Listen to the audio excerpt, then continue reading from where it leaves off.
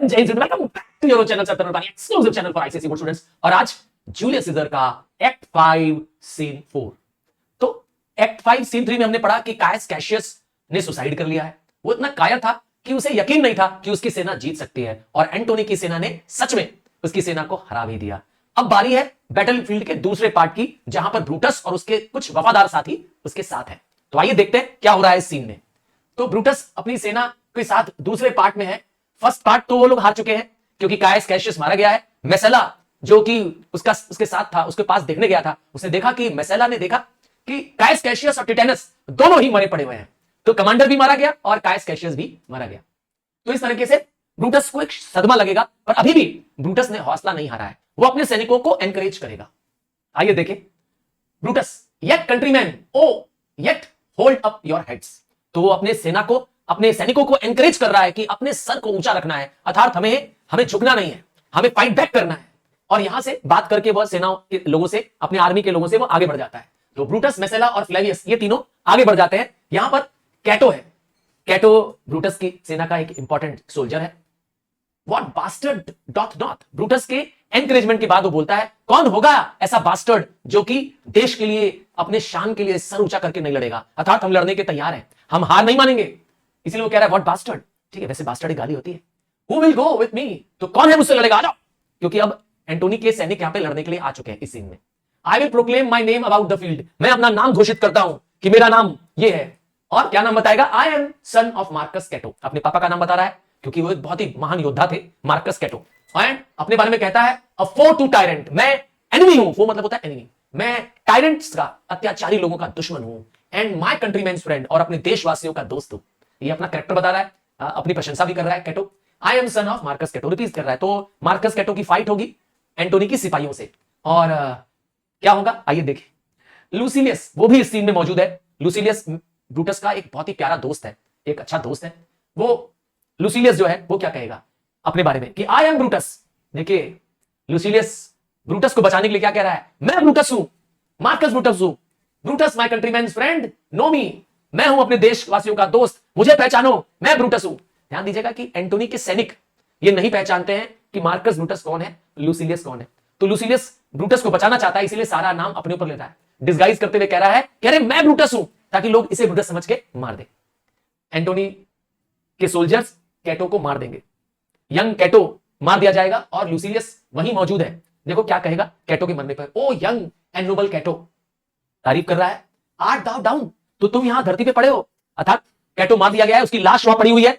Why not thou diest as bravely as Titinius, तो तुम्हारी जो मौत है वो टिटेनस की तरह एक ब्रेव मौत हुई है।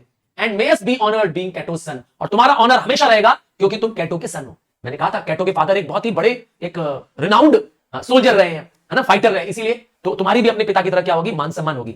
तब फर्स्ट सोल्जर जो कि एंटोनी का सोल्जर वहां पहुंच चुका है, वो लूसिलियस को घेर लेगा और क्या आवाज लगाएगा, कहेगा सरेंडर करो वरना तुम मार दिए जाओगे। तो लूसिलियस क्या बोलेगा? Only I yield to die, मतलब मैं मर जाऊंगा पर मैं सरेंडर नहीं करूंगा, मतलब मैं लड़ने को तैयार हूं। There is so much that thou will kill me straight, तो ज्यादा फायदा होगा मुझे मारकर।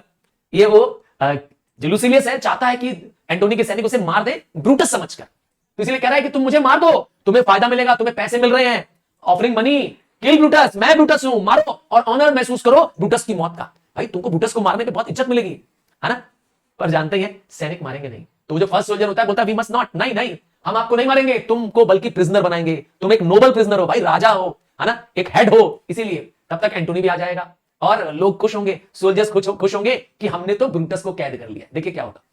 सेकंड सोल्जर, रूम स्पेस दो, है ना, देखो tell Antony Brutus is taken. अब फील्ड में ब्रूटस आ चुका है, सॉरी एंटोनी आ चुका है, तो इसीलिए वो कह रहे हैं कि देखो एंटोनी, हमने ब्रूटस को पकड़ लिया है।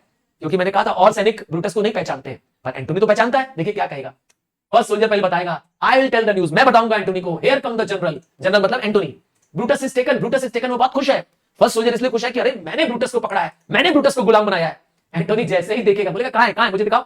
एंटोनी जैसे ही देखेगा कि ये ब्रूटस नहीं है, लूसिलियस है, लूसिलियस देखते ही, क्योंकि लूसिलियस तो पहचानता है एंटोनी को, कहेगा वो हो, क्या कहेगा, देखो एंटोनी सेफ है, Brutus safe, Brutus is safe, चिंता मत करो एंटोनी, ब्रूटस सेफ है, मैं पकड़ा गया हूं। आई डेयर अश्योर यू, मैं तुम्हें यकीन दिलाता हूं कि अभी कोई enemy, that no enemy shall ever take alive the noble Brutus. इस वर्ड्स को ध्यान दीजिएगा, लूसिलियस के इन शब्दों को बहुत ध्यान से सुनिएगा। लूसिलियस की बातें सच होने जा रही हैं। क्या कहेगा? मैं तुमको यकीन दिलाता हूं एंटोनी कि कोई भी दुश्मन ब्रूटस को जिंदा कैद नहीं कर पाएगा, अर्थात ब्रूटस को कोई गुलाम नहीं बना पाएगा।